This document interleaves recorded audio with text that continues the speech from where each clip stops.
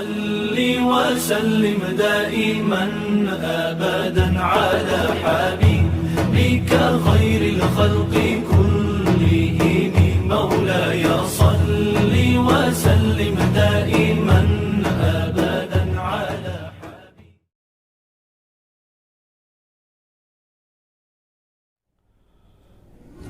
أعوذ بالله من الشيطان الرجيم. بسم الله الرحمن الرحيم. الحمد لله والصلاة على أهلها. أما بعد، شهر رمضان الذي أنزل فيه القرآن هدى للناس وبينات من الهدى والفرقان. خداوند عالم کا یہ مہینہ، جہاں اس مہینے میں ایک طرف ماہ رمضان کی بہار ہے،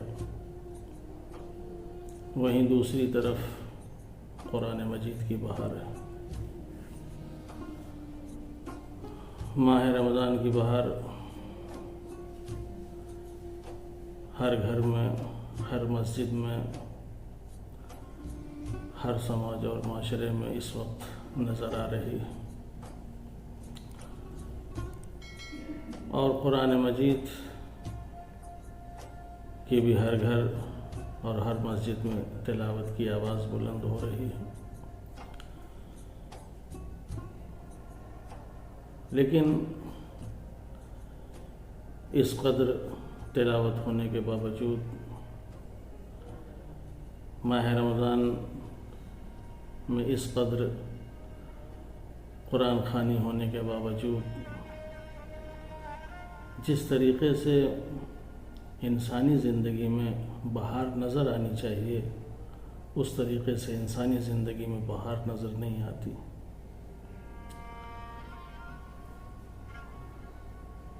جیسا کہ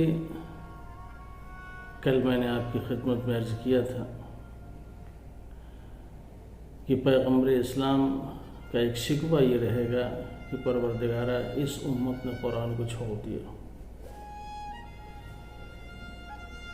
اس کی وجہ صرف یہی ہے کہ لوگ قرآن تو پڑھیں گے، قرآن کی تلاوت کریں گے، قرآن کو حفظ کریں گے، مگر وہ قرآن جو عمل کرنے کے لیے آیا ہے اس کے اوپر عمل نہیں کریں گے، اور اس عمل نہ کرنے کی وجہ سے خداوند عالم کی بارگاہ میں پیغمبر اسلام شکوہ کریں گے. آج قرآن مجید کی ہم تلاوت کرتے ہیں، مگر اس کا اثر ہمارے وجود کے اوپر کیوں نہیں ہوتا؟ یہ آیتیں جس طریقے سے پیغمبر اسلام حضرت محمد مصطفیٰ صلی اللہ علیہ وآلہ وسلم کے قلب کے اوپر نازل ہوئیں، ہمارے قلب کے اوپر کیوں نہیں نازل ہوتی؟ ہمارے دلوں میں یہ آیتیں کیوں نہیں اترتی؟ اس کی جو اصل وجہ ہے وہ یہ کہ قرآن مجید کی ہمیں معرفت نہیں ہے. یہ کتاب آخر ہے کیا؟ یہ کتاب کس کی ہے؟ اور جس نے یہ کتاب بھیجی ہے وہ کون ہے؟ اگر ہمیں اس چیز کی معرفت ہو جائے تو پھر قرآن مجید کا اثر ہمارے وجود کے اوپر ضرور ظاہر ہوگا. چونکہ قرآن مجید کی ہمیں معرفت نہیں ہے، لہذا آج جو قرآن کا ہمارے اوپر اثر نہیں ہو رہا ہے اس کی بہت سی وجہیں ہیں. ایک وجہ یہ ہے کہ عدم معرفت کی بنا پر ہم جب قرآن مجید کی تلاوت کرنے کے لیے بیٹھتے ہیں تو ہمارا ذہن، ہمارا دل، ہمارا دماغ قرآن مجید پڑھنے اور صحیح طریقے سے اس کو سمجھنے کے لیے آمادہ نہیں ہوتا. ہم ایک منتشر ذہن اور ایک منتشر قلب و جگر کے ساتھ قرآن مجید پڑھنے کے لیے بیٹھتے ہیں. ظاہر ہے جہاں انسان کا دل نہ کام کر رہا ہو،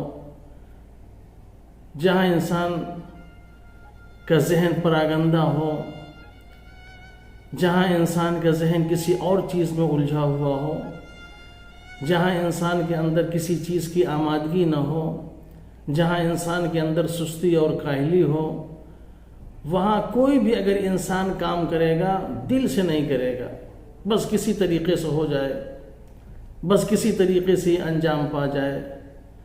جب کام کی معرفت نہیں ہوتی، جب اس عمل کی معرفت نہیں ہوتی، تو انسان کے اندر وہ آمادگی نہیں ہوتی جیسے انسان کے اندر ہونی چاہیے۔ لیکن جب اس کی اہمیت ہوتی ہے، اس کی معرفت ہوتی ہے، تو یقیناً اس کے اندر آمادگی بھی ہوتی ہے، دلچسپی بھی ہوتی ہے، اس کی خواہش بھی ہوتی ہے، آرزو بھی ہوتی ہے۔ جب ان تمام چیزوں کے ذریعے وہ انسان کام کرتا ہے تو اس کام میں اس کا اثر بھی ظاہر ہوتا ہے اور اس کام کی اپنی ایک اہمیت بھی ہوتی ہے۔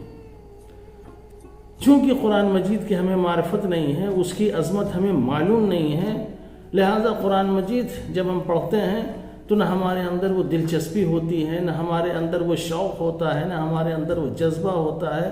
بس ایک رسم ہے، ایک رواج ہے، لوگ پڑھتے ہیں، ہم بھی لے کے بیٹھ جاتے ہیں، قرآن ختم کرنے کے لیے آمادہ ہو جاتے ہیں، جس کی نتیجے میں پہلی وجہ یہ ہے کہ قرآن مجید ہم پڑھتے ضرور ہیں لیکن اس کی عظمت اور اس کا اثر ہمارے اوپر طاری نہیں ہوتا۔ اگر ہم اس چیز سے باہر آ جائیں اور قرآن مجید کو ہم دلچسپی کے ساتھ پڑھیں، شوق کے ساتھ پڑھیں، جذبے کے ساتھ پڑھیں اور یہ سمجھ کے پڑھیں کہ یہ کلام اللہ ہے، تو دیکھیے ہمارے اوپر کتنا اثر ہوگا۔ دوسری چیز جو ہم قرآن مجید کی تلاوت کر رہے ہیں، ماہ رمضان میں جگہ جگہ قرآن خوانی ہوتی ہے لیکن اس کا ہمارے وجود اور سماج معاشرے پر اثر نہیں ہوتا۔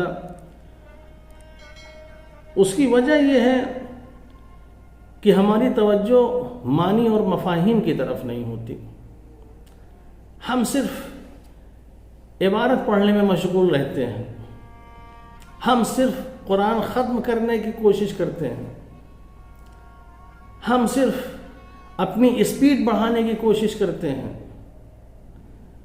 چونکہ جب انسان معانی کی طرف متوجہ نہیں ہوگا، مفاہیم کی طرف متوجہ نہیں ہوگا کہ انسان کیا پڑھ رہا ہے، کیا کہہ رہا ہے، تو کبھی بھی انسان کے اوپر قرآن کا اثر ظاہر نہیں ہوگا، کبھی بھی قرآن کی عظمت، قرآن کا احترام اس کے دل میں پیدا نہیں ہوگا، اس لیے کہ اس کو معلوم ہی نہیں کہ ہم نے کیا پڑھا، ہم نے کس چیز کی تلاوت کی، لہٰذا انسان پڑھ جاتا ہے لیکن اس کے اوپر اس کا کوئی اثر نہیں ہوتا، اس کی زندگی میں کسی طرح کا کوئی اثر ظاہر نہیں ہوتا۔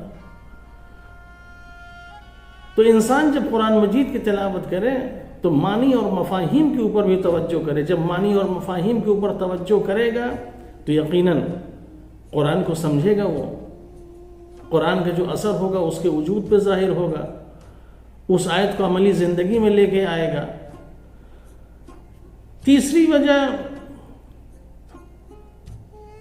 جو یہ ہے کہ انسان قرآن تو پڑھتا ہے مگر اس کے وجود پہ اس کا اثر نہیں ہوتا، وجہ یہی ہے کہ جب انسان کسی دوسرے مقصد کے، یعنی کوئی چیز ہے اس کا مقصد کچھ اور ہے لیکن کسی دوسرے مقصد کے لیے انسان اگر اسے استعمال کرنا شروع کر دے تو جو اس کا اپنا اثر ہے وہ کبھی ظاہر نہیں ہوگا۔ مثلا قرآن مجید ہے، اللہ نے اسے ہدایت کے لیے نازل کیا تھا،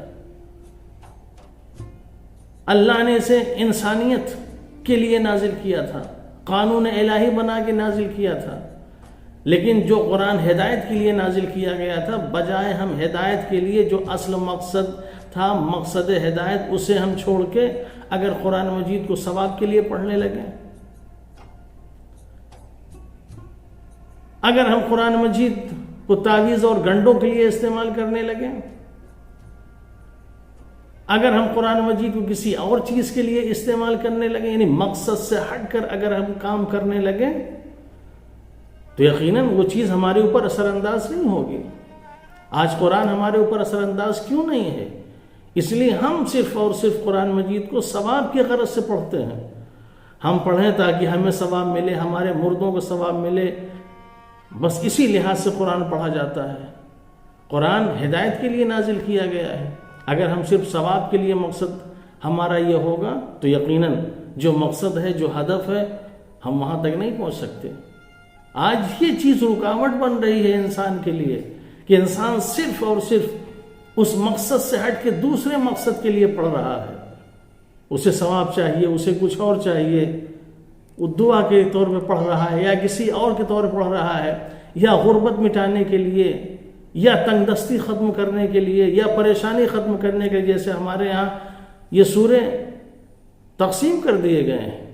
یہ سورہ پڑھیے آپ کا فقر دور ہوگا، اس سورے کی تلاوت کریے آپ تنگ دست نہیں رہیں گے، اس سورے کو پڑھیے آپ مالدار ہو جائیں گے، اس سورے کو پڑھیے آپ کو اتنا ثواب ملے گا، اس سورے کو پڑھیے آپ کو اتنا ثواب ملے گا. ظاہر جب انسان مقصد ہدایت سے ہٹ کے ان ثواب کے چکر میں آ جائے گا، غربت و تنگ دستی اور فقر و فاقہ دور کرنے کے اس میں آ جائے گا، تو کبھی بھی قرآن انسان کے اوپر اثر انداز نہیں ہو سکتا. لہٰذا ہم اس چیز سے باہر آئیں. چوتھی چیز جو آج یہ تلاوت رکاوٹ بنی ہوئی ہے، ہم ہدایت تک نہیں پہنچ پا رہے ہیں، وہ یہ کہ ہم قرآن مجید کی تلاوت کرتے ہیں، قرآن مجید کو ایک جیسے عام کتاب کی طرح سمجھ کے ہم اسے کتاب الہی نہیں سمجھتے کہ یہ کتاب الہی ہے. یہ ہم اسے خدا کا کلام سمجھ کے نہیں پڑھتے. اس لیے اگر خدا کا کلام سمجھ کے انسان پڑھے، اپنے محبوب کا کلام اگر سمجھ کے اسے سنے اور پڑھے، تو یقیناً اس کے اوپر اثر ہوگا. آج ہمارے اوپر کیوں اثر نہیں ہو رہا؟ اس لیے دنیا کا دستور یہ ہے، دنیا کا اصول یہ ہے کہ انسان جس سے پیار کرتا ہے، جس سے محبت کرتا ہے، اس کی باتیں بہت غور سے سنتا ہے، اس کی باتوں پر عمل بھی کرتا ہے، چاہے اس کی باتیں اچھی ہوں یا بری ہوں. ہر بات اس سے ہنر معلوم ہوتی ہے، ہر بات اسے فن معلوم ہوتی ہے، ہر بات اسے بہتر معلوم ہوتی ہے. لیکن وہیں اگر ایک اچھا انسان کوئی گفتگو کر رہا ہو لیکن اسے محبوب نہیں ہے، اس کے نزدیک ہو، وہ عزیز نہیں رکھتا، اس کی لاکھ اچھی بات کیوں نہ ہو، اسے عبث معلوم ہوگی، بیکار معلوم ہوگی. اس کی بات وہ سننے کے لیے تیار نہیں ہوگا، نہ اپنے دل میں بٹھانے کے لیے تیار ہوگا. لیکن اگر کوئی محبوب ہے، محبوب کی بات سننے، سمجھنے، جان کی بازی لگا دینے کے لیے تیار، چونکہ میرے محبوب نے کہا ہے، میرے محبوب کا فرمان ہے، میرے محبوب کا حکم ہے، میرے محبوب کی خواہش ہے، میرے محبوب کی آرزو ہے، لہٰذا انسان ساری خواہشیں پوری کرنے کے لیے تیار ہو جاتا ہے. اگر ہم کلام الہی سے سمجھ لیں اور یہ سمجھیں کہ یہ اس خدا کا کلام ہے جو محبوب ہے، جس سے ہم سب سے زیادہ محبت کرتے ہیں، سب سے زیادہ پیار کرتے ہیں، اس سے زیادہ قریب کوئی نہیں ہے، اس سے زیادہ نزدیک کوئی نہیں ہے، اس سے زیادہ حسین اور خوبصورت کوئی نہیں ہے. اگر یہ سمجھ کے انسان اس کے کلام کو سنے تو یقیناً یہ کلام انسان کے اوپر اثر انداز ہوگا. انسان اسے غور سے سنے گا بھی، انسان اسے اپنے دل میں بھی جگہ دے گا، انسان اسے اپنے عملی زندگی میں بھی لے کے آئے گا. تو اگر ہم قرآن مجید کو صحیح طریقے سے پڑھیں، صحیح طریقے سے تلاوت کریں، تو یقیناً یہ قرآن ہماری زندگی میں بہار لا سکتا ہے. یہ قرآن ہمارے سماج اور معاشرے میں بہار لا سکتا ہے. لیکن اگر ہم صحیح طریقے سے قرآن مجید نہ پڑھیں، اس کی تلاوت اگر ہم نے نہ کی، تو یقیناً یہ قرآن کبھی بھی ہمارے لیے کافی نہیں ہوگا. یہ قرآن کبھی بھی ہمارے زندگی میں بہار نہیں لا سکتا. خداوند عالم ہمیں قرآن سوچ سمجھ کر، معنی اور مفاہیم کے اوپر غور کر کے اور خدا کا کلام سمجھ کے پڑھنے کی توفیق عنایت فرمائے، تاکہ یہ قرآن جس مقصد سے اللہ نے نازل کیا ہے، وہ مقصد اللہ کا پورا ہو اور ہم سب ہدایت یافتہ ہوں. والسلام علیکم ورحمۃ اللہ وبرکاتہ.